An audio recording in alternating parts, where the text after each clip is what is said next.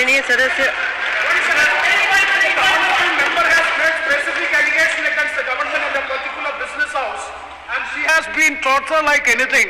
The matter may be referred to the privilege committee. Suo motu privilege committee has to take action on this. Because very serious allegation. A member of parliament is being tortured by a business house, and still it is being doing. That has to be looked into by the privilege committee. The privilege of Sabhapati Maurya. Mission Anganwadi minus 5%. PM Poshan minus 45%. PMGSY, those of us who have rural areas, the Pradhan Mantri Gram Sadak Yojana scheme, minus 47% reduction in real terms. The National Social Assistance Program, minus 20%. The combined expenditure on 5 social schemes, the top 5 social schemes as a percentage of GST, of GDP has declined from a peak of 0.93%. So almost 1% of GDP in 2009-10. Do you know where it is today in 23-24? It is 0.36%. Even today, every mid-level official calls mid-level officials in the CBI and says 161 statement change karaiye, aapka sir ko bulaiye, madam ke against mein statement dijiye. I am telling the CBI via you, madam, please take a 164 statement once and for all. Don't keep calling back people to change 161 statements to implicate me. It's going to get you nowhere. Let us reduce the CBI and the ED budget to zero. Let us Mr. Adani pay the full 1,500 crores. Let us outsource it completely to him. End of story. So the mic. Thank you, Honorable Chairman, sir. I rise to speak on behalf of my party, All India Trinamool Congress, on the union budget presented by the Honorable Finance Minister. Honorable Chairman, sir, inequality, inequality, inequality. This is the fundamental crisis facing our country today. This inequality crisis has not been addressed by this budget, nor has it been addressed by the previous 10 budgets of this government. The government is constantly telling us it is pushing us into more and more growth. I stand here today on behalf of my party, the All India Trinamool Congress, to speak on the finance bill. Madam, I have to say I am deeply pained at the very onset. I must point something out. When we talk on the speak on the President's address, the Honorable Prime Minister leaves the chamber.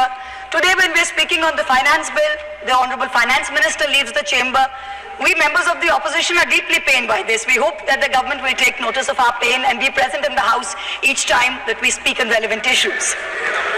Theodore Roosevelt, the 26th President of the United States, had said, in any moment of decision, the best thing you can do is the right thing. The next best thing you can do is the wrong thing. And the worst thing you can do is nothing. The Honorable Finance Minister has made a mockery of the people of India in this union budget by doing absolutely nothing. Whatever little changes are there are regressive and ill thought out. Means that the people did not want a business as usual approach. The people wanted a course correction. What have you done? You've not listened to the mandate. Vinash Kale Viprit Buddhi, you have done the exact opposite. You've kept the same cabinet, you've kept the same finance minister who's given the same shoddy budget. Who is this budget for? The middle class make up 31% of India. The poor make up between 60 and 65% of India. I will demonstrate how this budget systematically strangles the poor and the middle class. This is a kursi bajao budget, a save the chair budget for this government, and even that it doesn't do very well.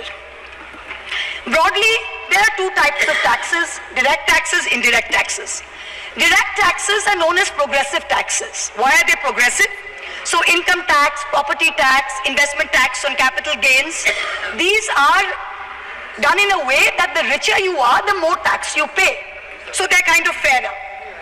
Sir, please. Sir.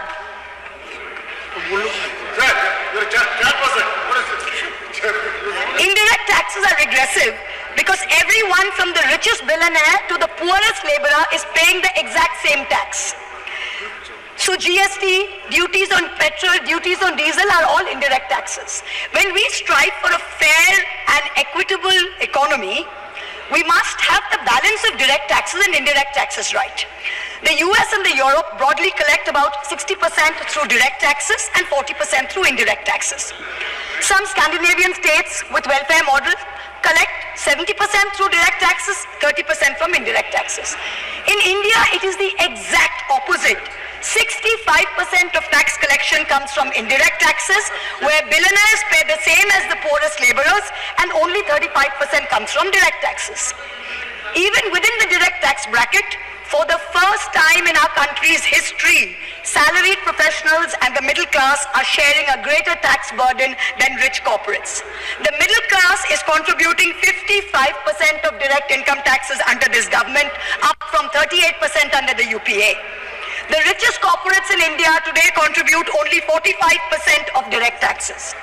Not only is the middle class being taxed, but now with this budget, the savings of the middle class have also been taxed with removal of indexation and with a rise in the short-term capital gains.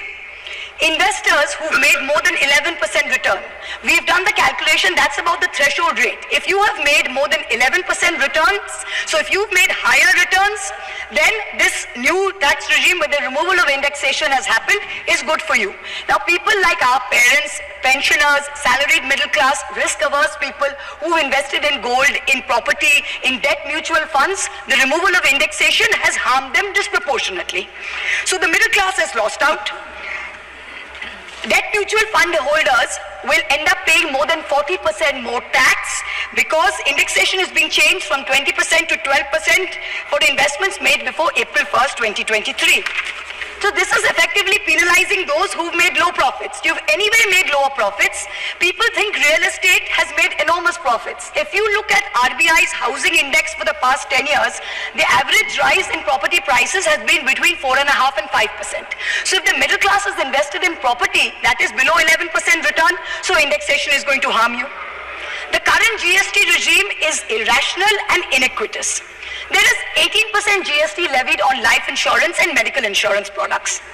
The Honorable MOS Finance yesterday on Monday told this House that the government has collected 8,263 crores as GST on health insurance for the fiscal year 23-24 alone. This is blood money. Our Honorable Chief Minister Mamata Banerjee wrote a letter to the Finance Minister, to the Centre, pointing out that this is a completely anti-people tax. What is life insurance? What is health insurance? It is people guaranteeing and spending money and protecting against life's uncertainties, against accident, against injury, against ill health, against death. What are you doing? You are imposing GST, same rate that a billionaire pays, the poorest middle class person has to pay. So people are deterred from taking out new policies. People are deterred from continuing existing insurance. This should be removed at the earliest. Now let me now move on to what affects more than 70% of Indian citizens, social sector allocations. The general trend over the past decade, in every budget in the last 10 years, of which our Honorable Finance Minister has presented 7, has been in nominal terms, you have allocated more money to the social sector. But if you account for inflation and you look at real allocations, inflation adjusted, allocations have seen reductions of over 25% in the past 10 years. I'm going to look at real allocations, that is adjusted for inflation, for some major schemes in the past 10 years. Sarva Shiksha Abhijan, minus 18%. Rashtriya Madhyamik Shiksha Abhiyan, minus 9%. ICDS, which affects every child, it's a school scheme, minus 34%. So the mic. Thank you, Honorable Chairman, sir. I rise to speak on behalf of my party, All India Trinamool Congress, on the union budget presented by the Honorable Finance Minister. Honorable Chairman, sir, inequality, inequality, inequality. This is the fundamental crisis facing our country today. This inequality crisis has not been addressed by this budget, nor has it been addressed by the previous 10 budgets of this government. The government is constantly telling us it is pushing us into more and more growth. Mission Anganwadi, minus 5%. PM Poshan, minus 45%. PMGSY, those of us who have rural areas, the Pradhan Mantri Gram Sadak Yojana scheme, minus 47% reduction in real terms. The National Social Assistance Program, minus 20%. The combined expenditure on 5 social schemes, the top 5 social schemes as a percentage of GST, of GDP, has declined from a peak of 0.93%, so almost 1% of GDP in 2009-10. Do you know where it is today in 23-24? It is 0.36%. It is only a third of what it was in 9-10. The Manrega budget during COVID, when the center was telling all the states, please give employment to the laborers, they are going back. The Manrega budget in 2021 was 0.6% of GDP. Do you know what it is today? 0.26%. Specific budget figures for 24-25 are shameful. Specific figures, let's look at the specific figures. The allocation for Samarth, which is maternity entitlement and the creche scheme, has been reduced by 70 crores compared to budget estimates of last year. The budget for the National Social Assistance Program, for again those of us with rural areas, you know how important this is.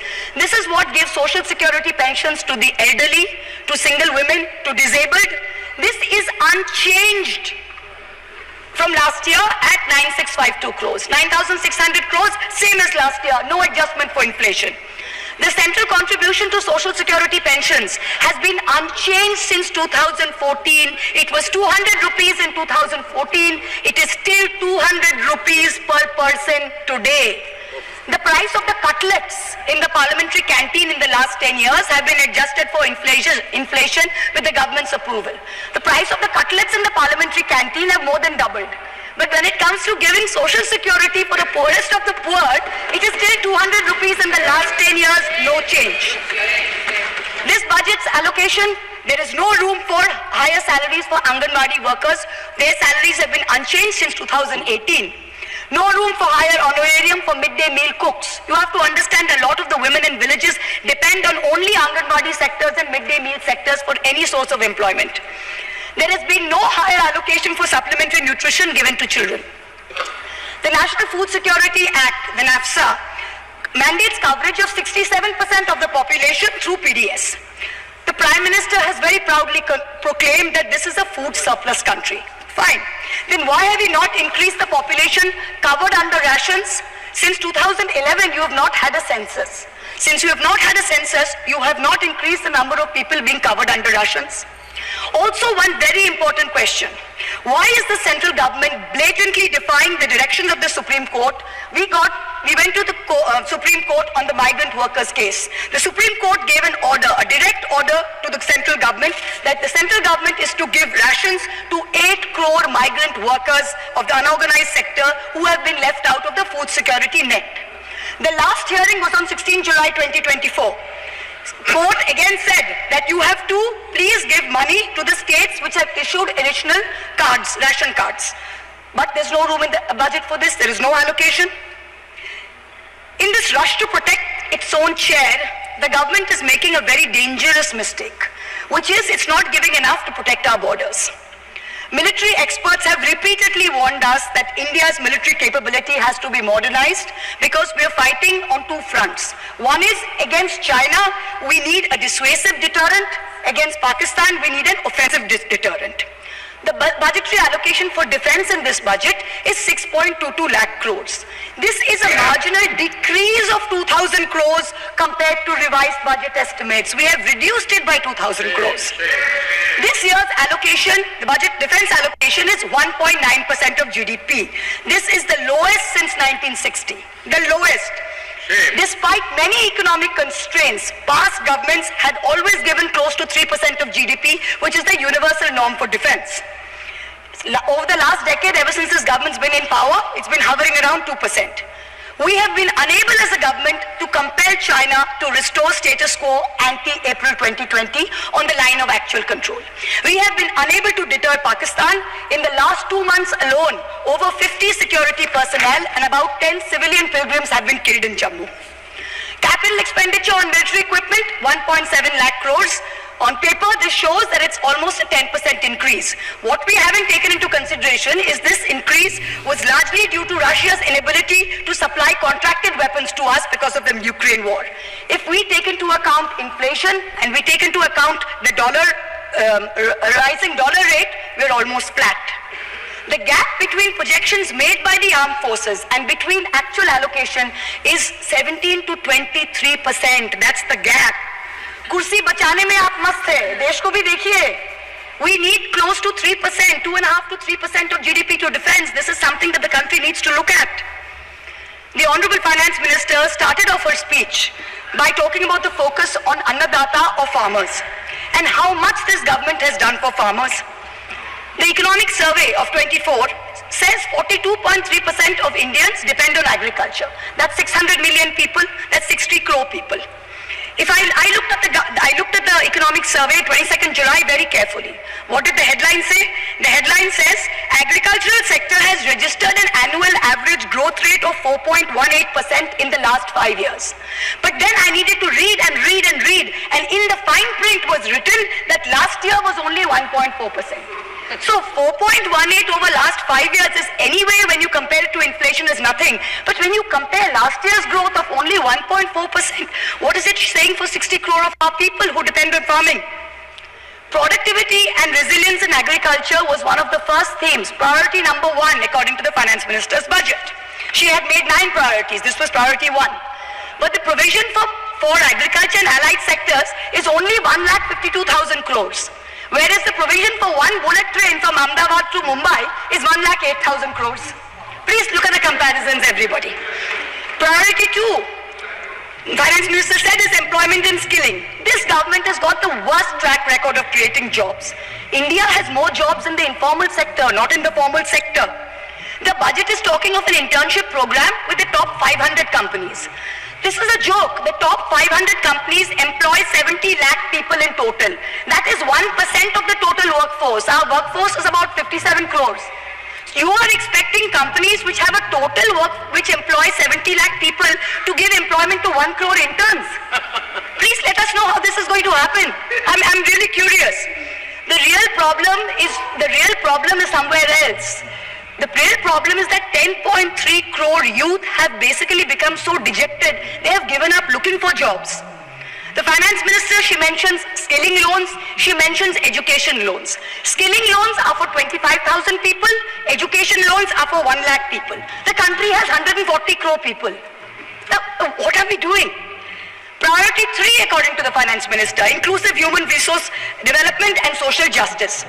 In this section, the budget says, first on Bihar, we will support expressways.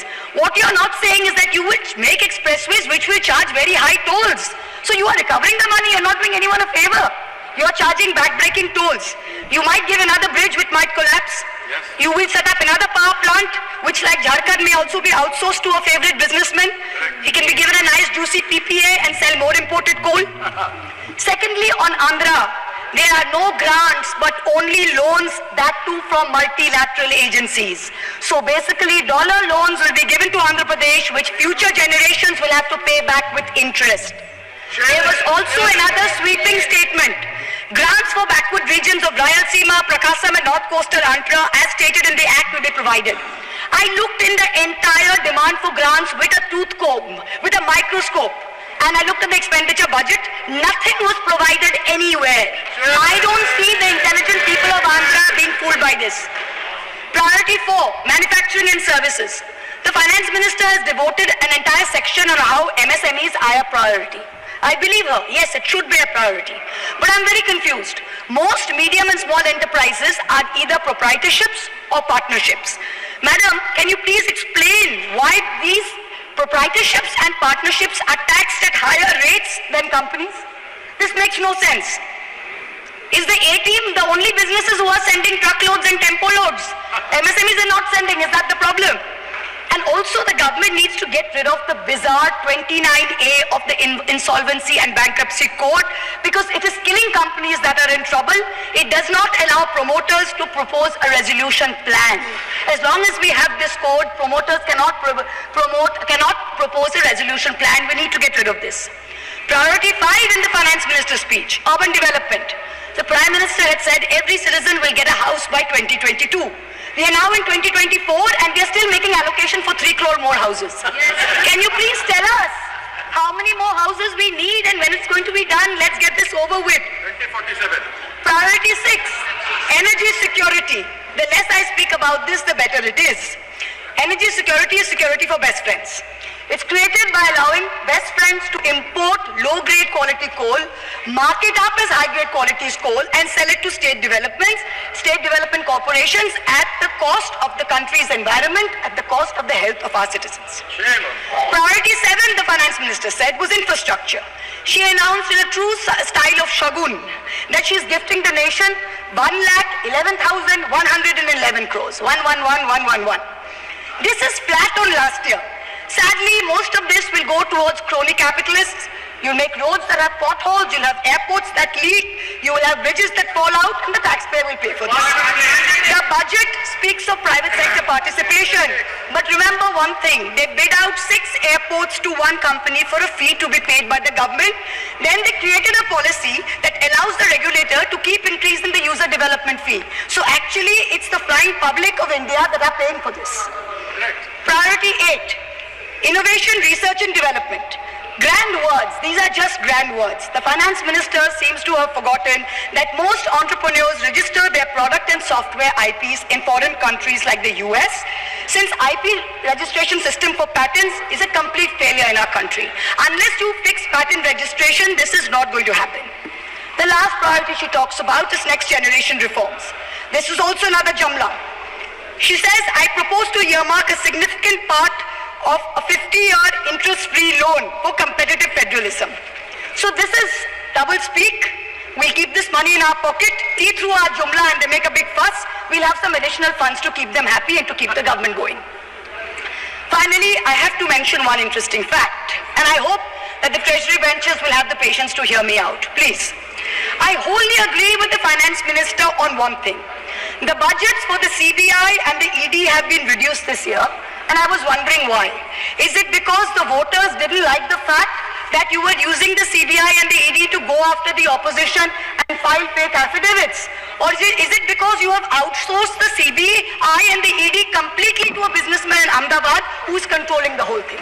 Why have you reduced it? Number one, the former Maharashtra Home Minister highlighted how BJP leaders and agencies have threatened him to filing a fake affidavit. In the case of Sandesh Kali in West Bengal, the women have confirmed on video that BJP leaders forced them to file fake statements. Similarly, I am told in my matter, was 16/20/23, got my friend to his office in Ahmedabad and threatened him with dire consequences to file a fake affidavit. Filed the fake affidavit and forced him to sign it.